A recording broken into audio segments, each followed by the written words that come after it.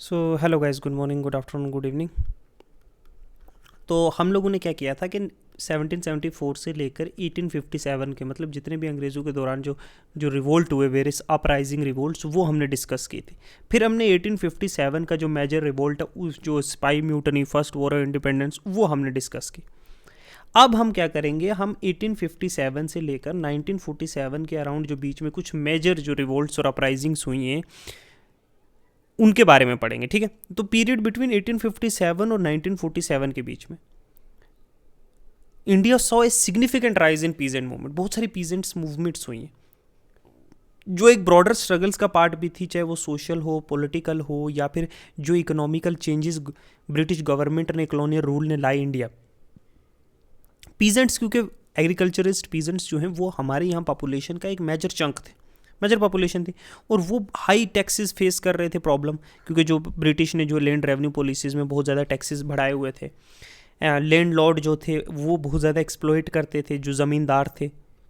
अच्छा, poor working condition थी, बुरी हालत, 12-12, 14-14 घंटे काम करना बिना खाने पीने का। तो इन सारी नाराज़गियों की वजह से बहुत सारी अपराइजिंग्स हुई, बहुत सारी बगावत हुई, बहुत सारे रिवोल्ट्स हुए। ठीक है, तो 1947 तक जो है, 1857 से जो रिवोल्ट्स हुई हैं वो हम कुछ मेजर रिवोल्ट्स पढ़ेंगे, उनके क्या कारण थे, क्या अचीवमेंट उन्होंने की, किस तरह ब्रिटिश ने उनको सप्रेस किया, ये सारी चीज़ें हम देखेंगे। Okay, so sit tight and concentrate. सबसे पहली हम जो पढ़ेंगे, इंडिगो रिवोल्ट, जो 1857, 1859 और 1860 के बीच में हुई। इसको नील विद्रोह भी कहते हैं। इंडिगो क्योंकि ब्लूइश कलर की होती है ना। ये अपराइजिंग कहाँ पे होती है? बंगाल के रीजन में होती है। कब होती है? During British rule. और ये जो है एक 1857 के बाद सबसे बड़ी, अर्लीस्ट और सबसे बड़ी जो है रिवोल्ट थी इंडियन पीजेंट्स की। ब्रिटिश ने जो एक्सप्लॉयटेटिव प्रैक्टिसेस जो वो कर रहे थे, जिस तरह से वो जुल्म कर रहे थे, जिस तरह से वो जो है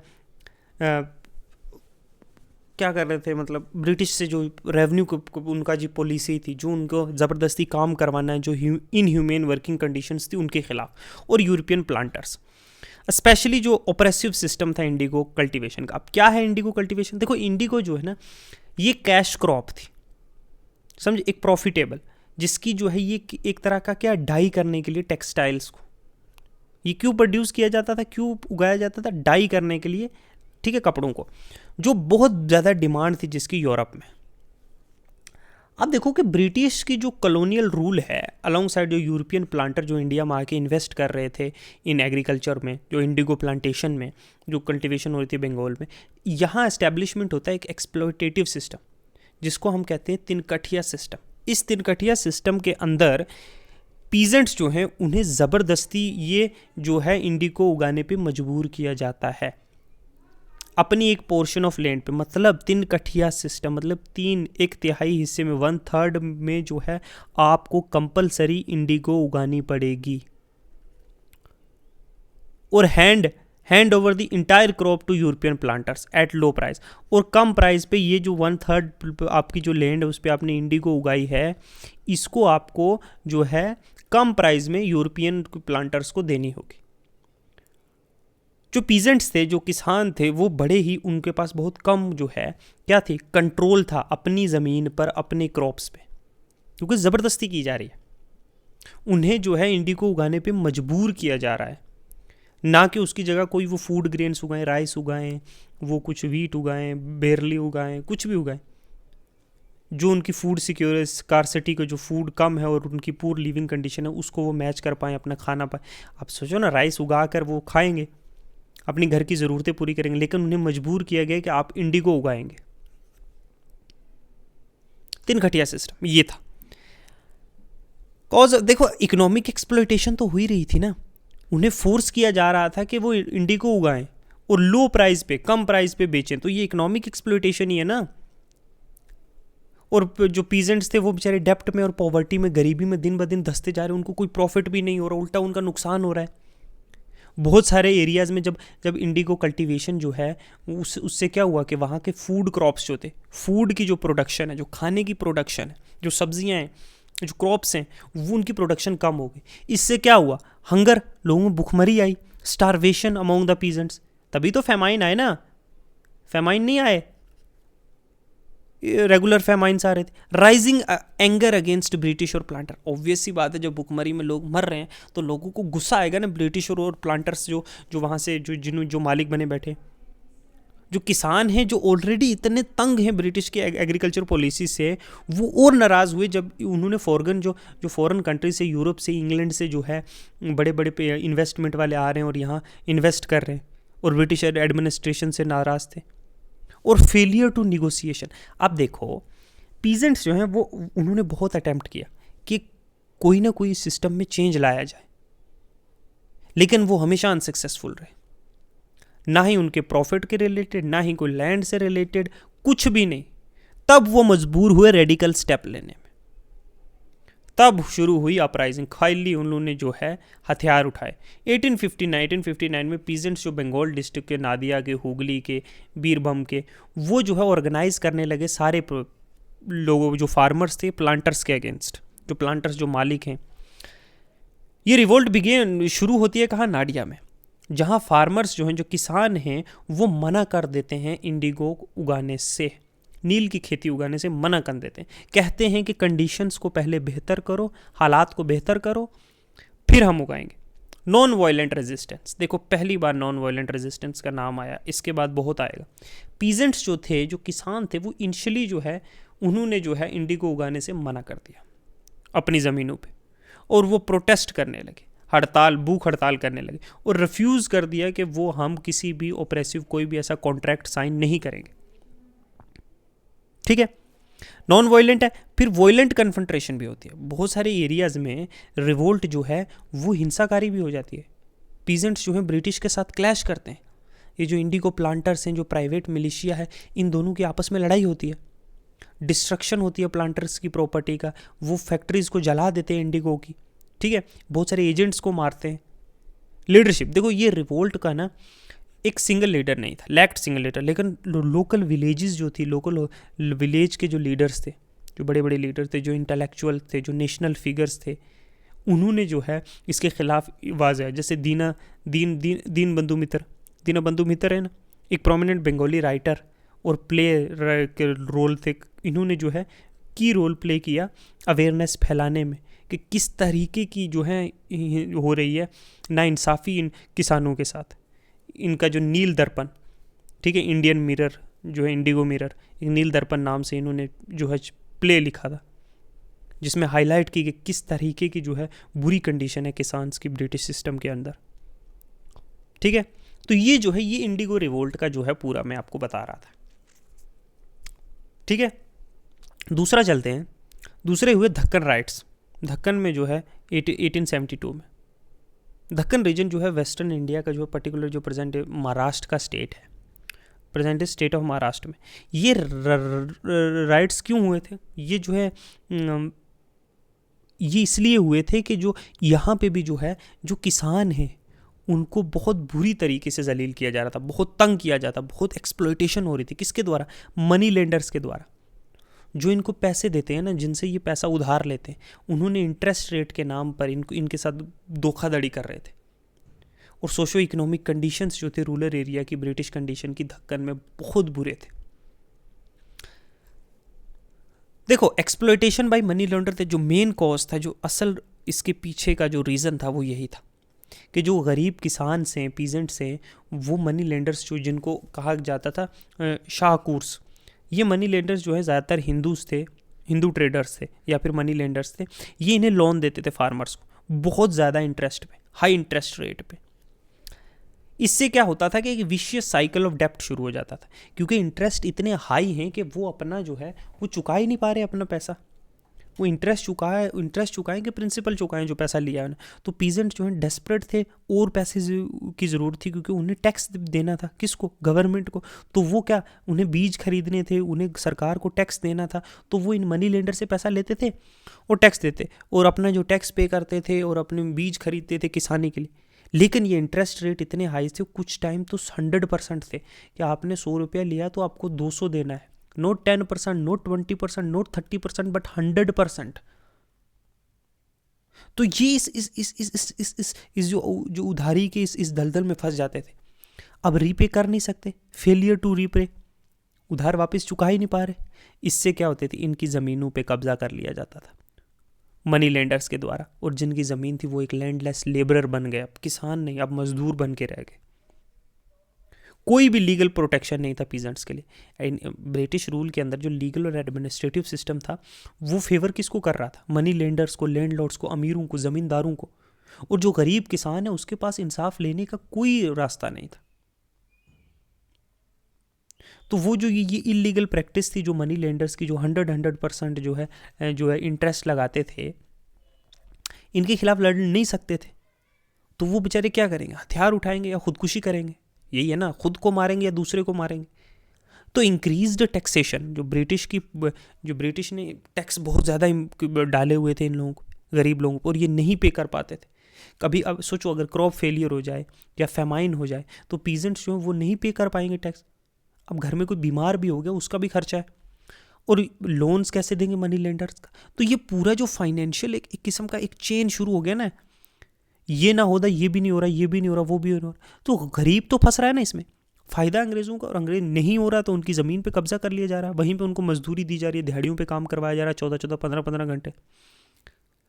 तो इससे जो है 1875 में जो है एक वॉयलेंट इंसिडेंट जो है ब्रेकआउट होता है। कहाँ पे, दक्कन रीजन में। पीजेंट्स जो हैं वो सारे इकट्ठे होते हैं और मनी लेंडर्स को मारना शुरू करते हैं।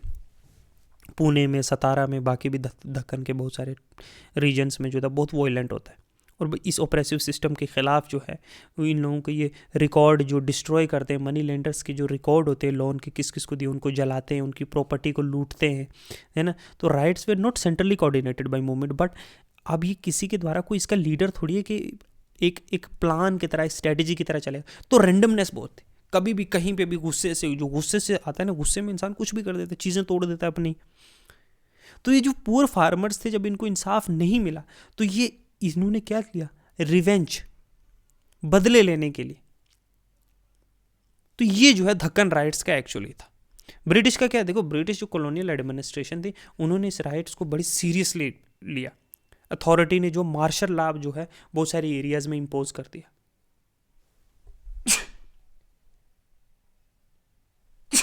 सॉरी, पुलिस फोर्स जो है वो पहुंची इस चीज़ को निपटाने के लिए। बहुत सारे अरेस्ट हुए, बहुत सारे लीडर्स अरेस्ट हुए, बहुत सारों को मारा गया, बहुत सारों में जेल दिया गया। एडिशनली गवर्नमेंट ने एक लीगल रिफॉर्म इंट्रोड्यूस किया।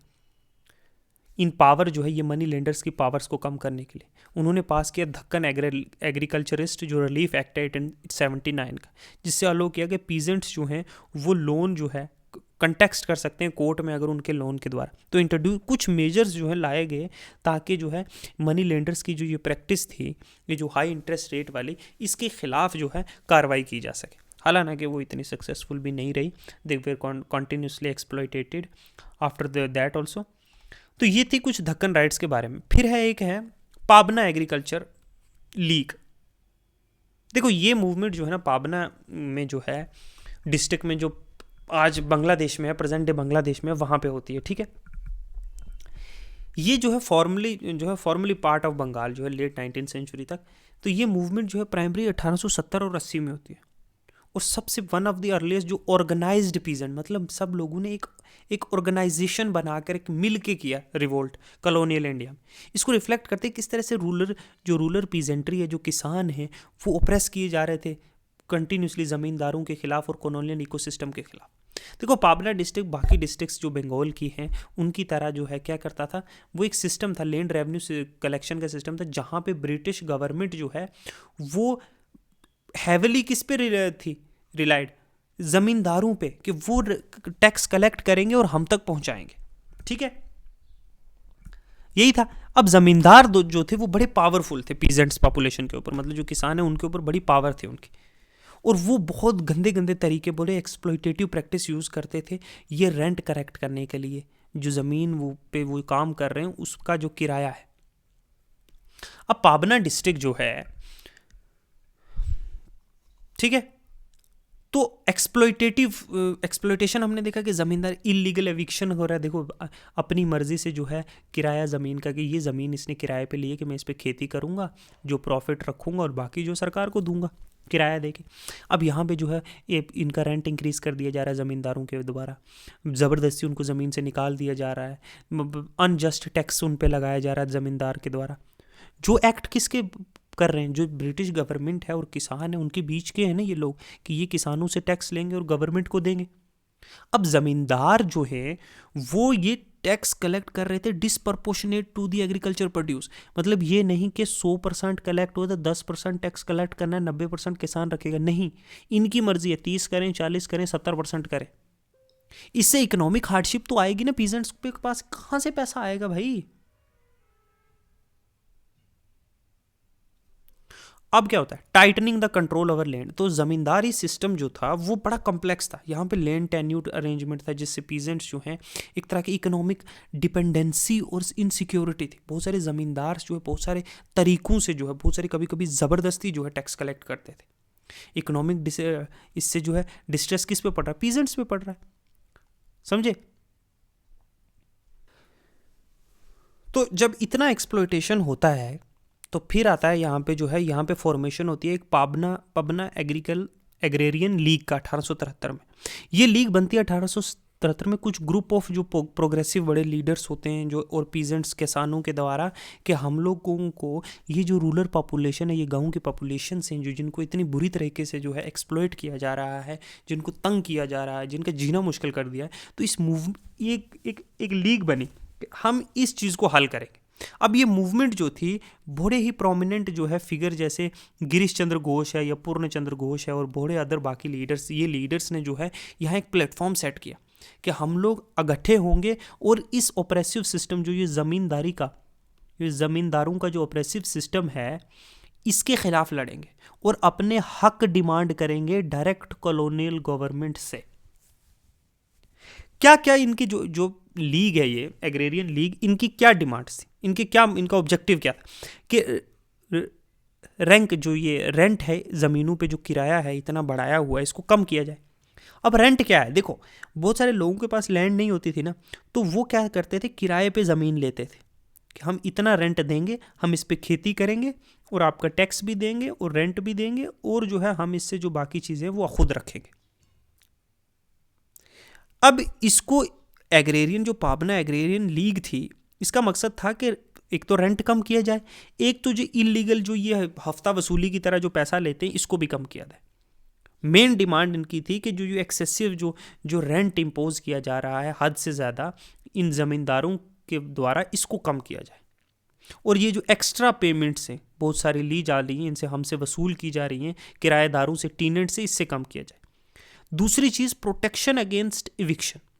लीग ये डिमांड कर रही थी कि और प्रोटेक्शन दी जाए हमें, ताकि जो किराएदार हैं उसको ये नहीं कि ज़मींदार और लैंडलॉर्ड अपनी मर्जी से ज़मीन से कभी भी निकाल दे।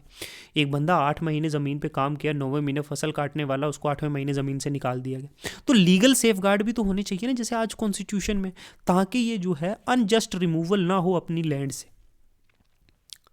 ठीक है, improvement of status of tenant. देखो लीग ने वर्क किया किसको, कि लीगल स्टेटस, कुछ लीगल राइट हमें भी मिलने चाहिए जो हम किराएदार हैं ज़मीन पे, हमें रिकॉग्नाइजेशन मिलना चाहिए राइट टू लैंड का, ताकि पीजेंट जो है वो फार्मिंग कर पाए इस लैंड पे बिना किसी डर के कि उसको कभी भी निकाला जा सकता है। तो there should be some agreement, जैसे आज होते कि 5 साल के लिए आप रख सकते हो, 10 साल के लिए।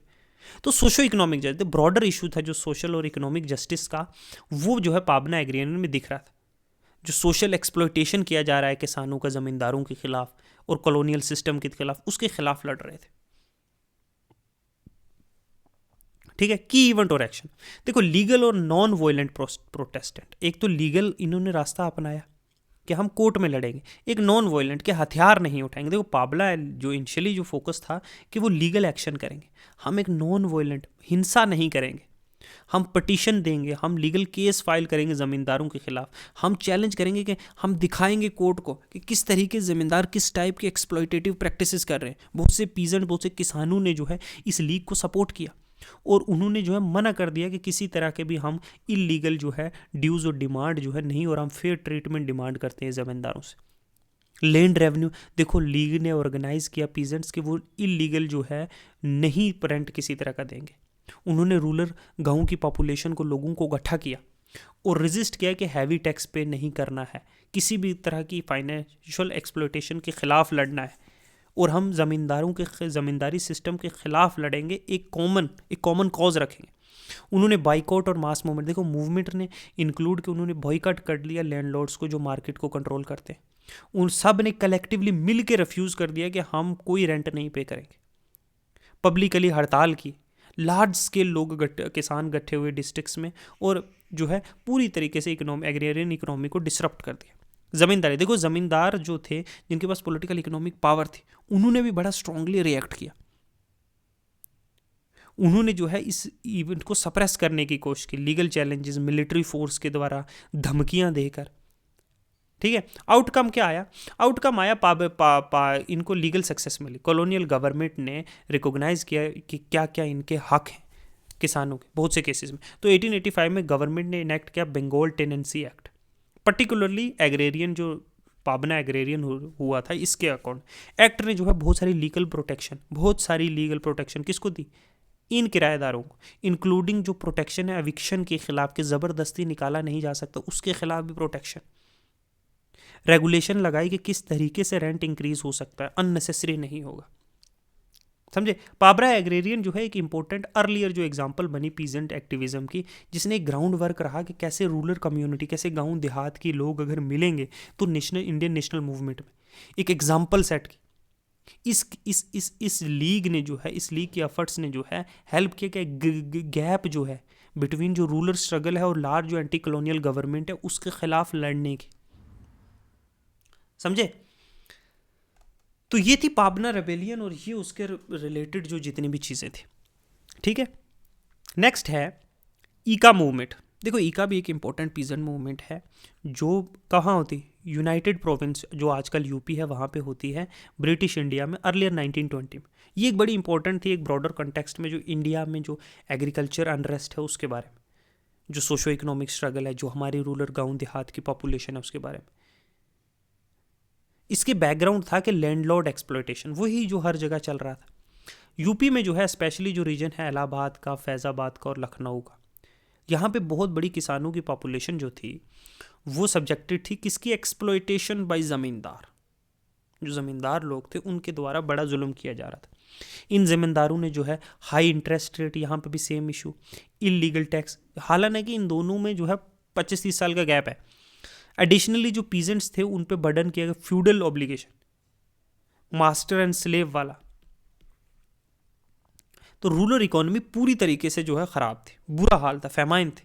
एका मूवमेंट शुरू हुई 1920-21 में। ओरिजिन इस मूवमेंट का 1919 में अवध डिस्ट्रिक्ट में होता है, पर्टिकुलरली फैज़ाबाद और रायबरेली एरिया में, जहाँ पीजेंट जो है सीवियर एक्सप्लॉयटेशन झेल रहे थे। ठीक है, ये मूवमेंट जो है किसके नाम पे चलती है? हिंदी वर्ड जो है इका, जिसका मतलब यूनिटी या टुगेदरनेस। ठीक है, समझे? और क्या होता है,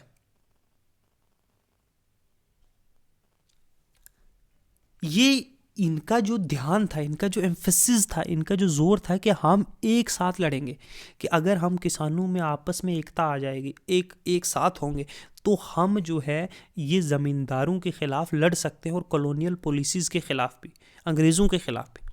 अब मूवमेंट में जो है कुछ लोकल लीडर और एक्टिविस्ट ने जो है मेन रोल प्ले किया। ठीक है, हुम वेर इंस्पायर्ड, जो गांधी की कॉल जो नॉन कॉपरेशन की मूवमेंट की थी उससे। अमोंग कुछ जैसे राम नारायण है, पंडित जो है, हरगोबिंद है, तो ये कुछ लीडर्स थे जिन्होंने जो है इस इतनी बड़ी मूवमेंट को ऑर्गेनाइज़ किया।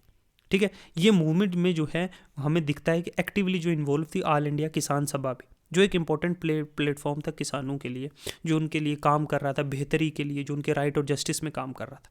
अब मेन गोल क्या था एकदम, कि रेंट कम करना है, जो लैंड पे जो रेंट है, लैंड रेवेन्यू है जो इम्पोज किया गया लैंडलॉर्ड के द्वारा, वो कम करना है।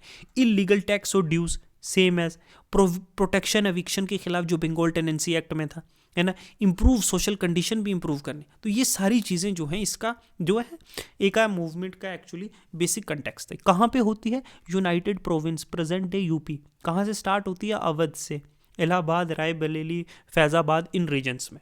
क्या क्या गोल थे कि टैक्स का रेंट कम कर दिया जाए, एबोलिशन हो इलीगल टैक्स हो, ड्यूज़ का प्रोटेक्शन हो, एविक्शन के खिलाफ, सोशल कंडीशन हमारी इंप्रूव होनी चाहिए, मनी लेंडर के एक्सप्लोइटेशन थे। कौन कौन से मेथड? देखो, बॉयकॉट, ज़मींदार और मनी लेंडर्स को बाइकआउट करना, नॉन वॉयलेंट नेचर में, ठीक है, गांधी के प्रिंसिपल को फॉलो करते हुए, है ना। Crops, they refuse to sell their crops to money lender, हम अपने क्रॉप्स आपको बेचेंगे, और ट्रेडर्स को जो इनको एक्सप्लॉइट कर रहे थे, जो विलेज पंचायत है, ठीक है, लोकल काउंसिल बनाई गई जो इस अथॉरिटी को रोकेंगी, ज़मींदार को रेजिस्ट करेंगी, ताकि वो ज़बरदस्ती जो है डिस्प्यूट सेटल ना करें और एविक्शन ना करें उनका। पीजेंट यूनिटी यहाँ देखी गई, एक हूँ एक हो, मतलब यूनाइट यूनाइट, एका हो, calling for solidarity and collective action, कि सब मिलकर काम करेंगे। आउटकम क्या आता है? कॉलोनियल गवर्नमेंट, देखो कॉलोनियल गवर्नमेंट और ज़मींदार जो है बड़ी सख्ती से पेश आते हैं इस मूवमेंट के खिलाफ। पुलिस फोर्स भेजी जाती है इनको सप्रेस करने के लिए, इन हड़तालों को। अरेस्ट और वायलेंस बहुत ज़्यादा होता है। होवेवर एका मूवमेंट जो सक्सीड होती है, अटेंशन जो है कि एग्रेरियन, जो एग्रीकल्चरिस्ट हैं, जो किसान हैं, उनके लिए कितनी बुरी हालत है, ये ज़मींदारी सिस्टम ने क्या किया हुआ है। ये मूवमेंट ब्रिटिश गवर्नमेंट को फोर्स करती है कि वो कोई काम, कोई मेजर ऐसा ले हमारे दुख दर्द जो है सुलझाने का, हमारी परेशानियों को हल करने का। बहुत से एरियाज़ में जो है मूवमेंट अचीव करती है टेम्परेरी रिलीफ पीजेंट्स के लिए, इंक्लूडिंग जो है रेंट कम होता है, एविक्शन ऐसे नहीं किया जा रहा है, ज़बरदस्ती इलीगल, तो ये चीज़ें जो है इससे होती हैं, ठीक है। और ये मूवमेंट जो है हाईलाइट करती है क्या ज़रूरत है, लैंड रिफॉर्म की क्या ज़रूरत है। जो 1947 देश आज़ाद हुआ तो फ़ौरन हुए, अवेयरनेस इंक्रीज़ की गई किसानों में कि ये इंपॉर्टेंट है। लेटर स्टेज जो इंडियन फ्रीडम स्ट्रगल का, उसमें पीजेंट्स का बहुत अच्छा रोल होगा, आप आगे पढ़ोगे जाके, ठीक है। फिर आती है मापिला रिवोल्ट। देखो मापिला रिवोल्ट जो है, ये कुछ सीरीज ऑफ अपराइजिंग या रिवोल्ट है मुस्लिम कम्युनिटी के द्वारा मलाबार रीजन केरला के। किसके द्वारा, किसके अगेंस्ट, किसके? ब्रिटिश कॉलोनियल के, और उसके ऑपरेसिव प्रैक्टिसेस थे जो लेट 19 और 20th सेंचुरी में होते हैं। ये एक मोस्ट सिग्निफिकेंट इवेंट है जो 1921 में होती है। इसका रूट जो है, इसकी अगर जड़ देखें इस बगावत की, तो वो इस रीजन के जो मापला रिवोल्ट है, वो एक एंटी कॉलोनियल सेंटिमेंट है कि ये जो अंग्रेज़ है इनके खिलाफ जो है बगावत करनी, और जो पीजेंट्री और लैंड लॉर्ड का जो रिलेशनशिप था, ठीक है, जो एक्सप्लॉयटेटिव रिलेशनशिप था, कि यहाँ पे भी लैंड लॉर्ड जो है पीजेंट्स को जो है क्या कर रहे हैं, एक्सप्लॉयट कर रहे हैं। अब देखो जो मापिलाज हैं, ये मुस्लिम कम्युनिटी थी जो मालाबार रीजन केरला में रहती थी। और जो टीनेंट्स, मापिलाज जो थे टीनेंट्स से किराए पे ज़मीनें लेते थे और उगाते थे, ज़मीनों पे काम करते थे। जो हिंदू लैंडलॉर्ड थे वहाँ पे, जन्मीज उनकी थी, वो मालिक थे वहाँ के। अब मापिलाज को जो बहुत सारी एक्सप्लोइटेशन हो रही थी, कॉलोनियल गवर्नमेंट के द्वारा भी और लोकल लैंडलॉर्ड के द्वारा भी। हाई रेंट यहाँ पे भी, फोर्स लेबर, बैगर सचेस, कि उनसे ज़बरदस्ती काम करवाया जा रहा है, ऑपरेसिव टैक्स लेवी किए जा रहे हैं जो हद से ज़्यादा है।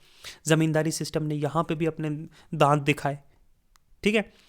कल्चर और रिलीजन, देखो मापलास जो थे स्ट्रांगली सेंस ऑफ आइडेंटिटी, कि बहुत सारों को ये था कि ये जो है हमारे साथ रिलीजन और सोशल डिस्क्रिमिनेशन हो रहा है हिंदू लैंडलॉर्ड और ब्रिटिश कॉलोनियल फोर्सेस के द्वारा।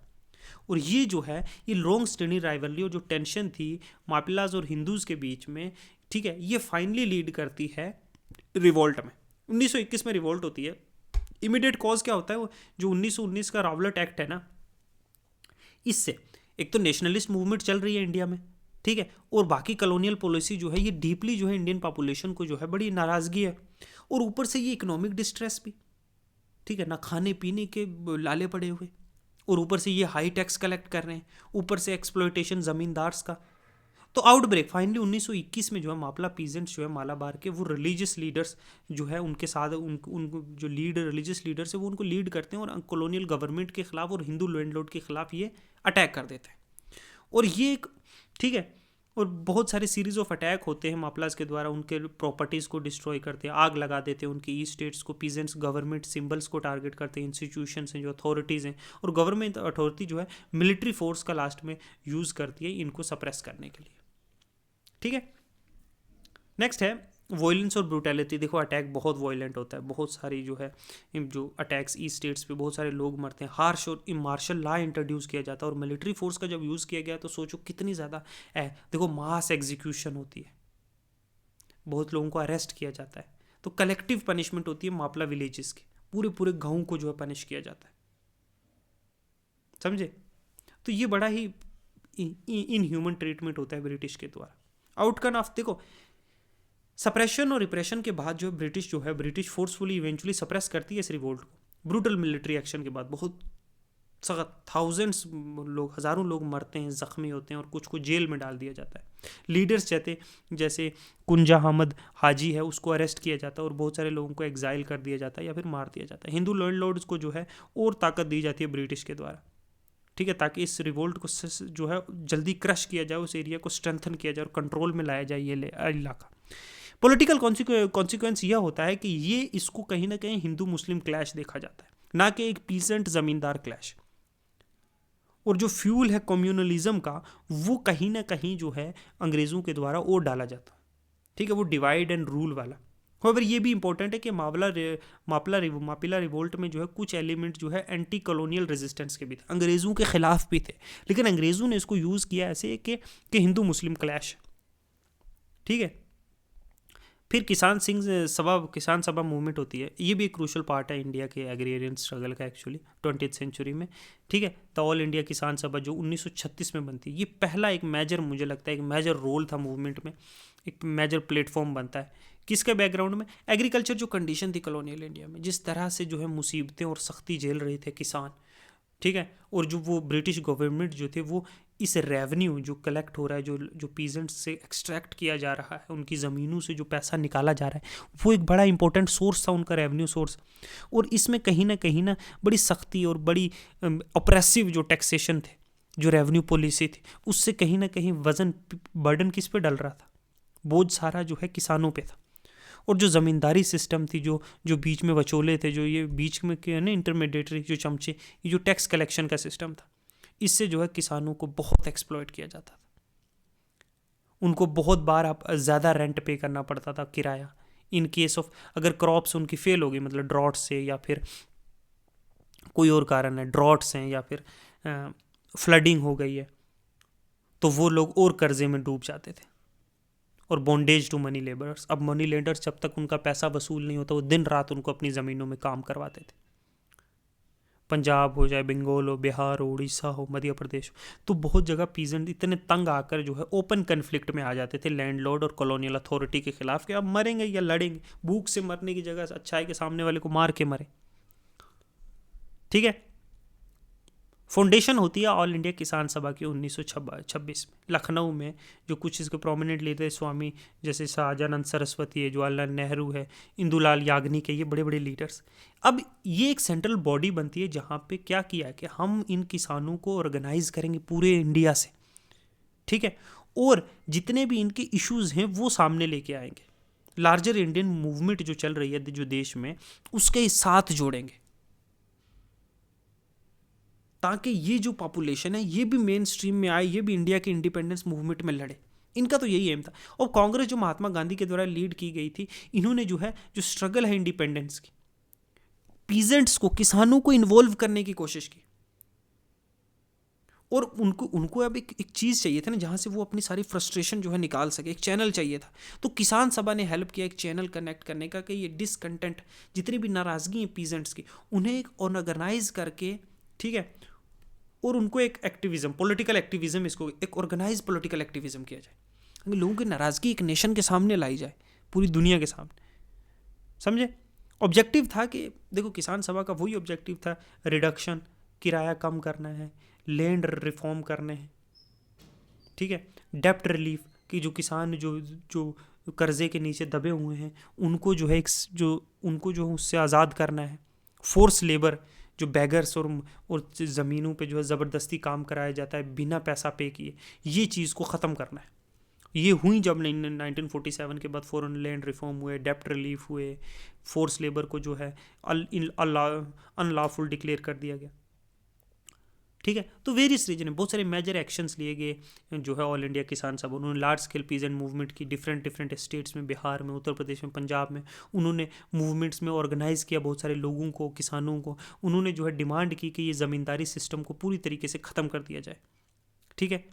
तेबागा मूवमेंट 1946 में होती है, ये भी बंगाल में होती है, ये भी एक बहुत इंपॉर्टेंट जो है स्ट्रगल थी किसान सभा की, ठीक है। क्विट इंडिया मूवमेंट में ऑर्गेनाइज किए गए ये लोग, ठीक है, ये लोग peasants all over the world, all over the India organized. Awareness देखो, अवेयरनेस और मोबिलाइजेशन हुई, land reform and legislature, post independent जब हुआ तो किसान सभा की ये सारी चीज़ें पूरी हुई। ठीक है, हर चीज़ मैंने आपको बताया ना, जब 1947 में जो है इंडिया आज़ाद होता है तो 1950s के बाद क्या होता है फ़ौरन, लैंड रिफॉर्म होते हैं। लैंड रिफॉर्म होते हैं कि नहीं होते हैं? ठीक है, एबोलिशन हो गया, एबोलिशन ऑफ जो क्या है, बॉन्डेज लेबर, बॉन्डेज लेबर हुआ। अच्छा, वेरियस टेनेंसी एक्ट पास किए गए। अच्छा, बहुत सारी चीज़ें हुई, मतलब ये सारे जो है ऑल इंडिया किसान सभा है, इसके जो ऑब्जेक्टिव्स थे वो सारे एट लास्ट जो है पूरे हुए। ज़मींदारी सिस्टम जो है, ज़मींदारी सिस्टम जो है वो अबॉलिश हो गया। फिर क्या हुआ, फिर जो है ज़मींदारी सिस्टम को अबॉलिश किया गया। फिर अच्छा, मनी लेंडर वाला सिस्टम, बैंकिंग आ गई, तो मनी लेंडिंग जो है कम्प्लीटली बंद कर दिया गया। ठीक है, अच्छा, इंटरेस्ट रेट्स जो है वो रेगुलरली चेक होते हैं गवर्नमेंट के द्वारा और आरबीआई के द्वारा, तो वेरियस इश्यूज़ को जो है वो सॉल्व किया गया।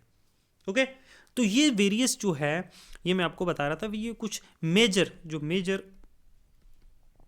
अपराइजिंग कह सकते हो, या फिर आप रिवोल्ट भी कह सकते हो, जो किसके अगेंस्ट हुए, जो या तो ब्रिटिश के अगेंस्ट हुए, ब्रिटिश कॉलोनियल, ठीक है, कॉलोनियल अथॉरिटी के खिलाफ, या फिर कहीं कहीं ज़मींदारों के खिलाफ, ज़मींदारी सिस्टम के खिलाफ, मनी लेंडर्स के खिलाफ। ओके, तो ये वेरियस जो हैं हुए 1857 से जो है 1947 के बीच में। ठीक है, तो ये थे वो। अब जो है हम लोगों ने ब्रिटिश का कंक्वेस्ट पढ़ लिया 1857 तक, और सारे ही पढ़ लिया, मतलब हमने ब्रिटिश कंक्वेस्ट पढ़ लिया, हमने ये पढ़ा कि ब्रिटिश कंक्वेस्ट पढ़ा, फिर हमने क्या पढ़ा, हमने जो है वेरियस जो है रिवोल्ट एंड अपराइजिंग्स पढ़ी। ठीक है, हमने जो है प्रेस के बारे में पढ़ा, सारी चीज़ें, मतलब ऑलमोस्ट हमने सब कुछ कवर कर लिया। एक टॉपिक रहता है जो है before we jump into the national movement, ठीक है, राइज ऑफ नेशनलिज्म, हमने एक चीज़ पढ़नी है, वो है social reforms, social and religious reform movement. ठीक है, ये एक चीज़ रहती है, ये हम लोग एक क्लास में कवर करेंगे, 1 से 2 आवर का लेक्चर होगा, 1 घंटे से 2 घंटे के बीच का। ये करने के बाद जो है हम लोग करेंगे, हम राइज ऑफ नेशनलिज्म जो है चलेंगे। ठीक है, नेशनलिज्म, राइज ऑफ नेशनलिज्म, और फिर हम वेरियस जो है मूवमेंट, सिविल डिसोबीडियंस, सत्याग्रह, गांधी, तिलक, लजपत राय, वो सारा चीज़ जो है हम लोग 1947 तक फिर कवर करेंगे। ये आ जाता है थर्ड पार्ट जो है मॉडर्न हिस्ट्री का। पहले पार्ट में जो है मॉडर्न हिस्ट्री के जो फर्स्ट पार्ट में हमने कंक्वेस्ट पढ़ा, arrival of various European powers, colonial powers, फिर ब्रिटिश की कंक्वेस्ट के बारे में पढ़ा, फिर ब्रिटिश सुप्रीमेसी तक पढ़ा। फिर हमने जो है मॉडर्न हिस्ट्री के दूसरा पार्ट जो है हमने देखा वेरियस जो इंस्टीट्यूशन मेजर्स जो लिए गए, वैसे इंस्टीट्यूशन एस्टैब्लिश किए गए, वेरियस लॉ पास किए गए, वो सारी चीज़ें। ठीक है, अब थर्ड में हम जो है नेशनलिज्म के बारे में पढ़ेंगे। उससे पहले जो है 3 लेक्चर रहते हैं। एक रहता है रिफॉर्म्स के बारे में, एक जो है वेरियस एक्ट्स जो ब्रिटिश गवर्नमेंट के द्वारा पास किए गए, ठीक है, जैसे पिट्स इंडिया एक्ट है, वो सारी चीज़ें। तो ये 2 चीज़ें करने के बाद हम लोग जो है नेशनलिज्म में ड्वेल करेंगे। ठीक है, तो आज के लिए इतने ही रखते हैं। Thank you, good bye.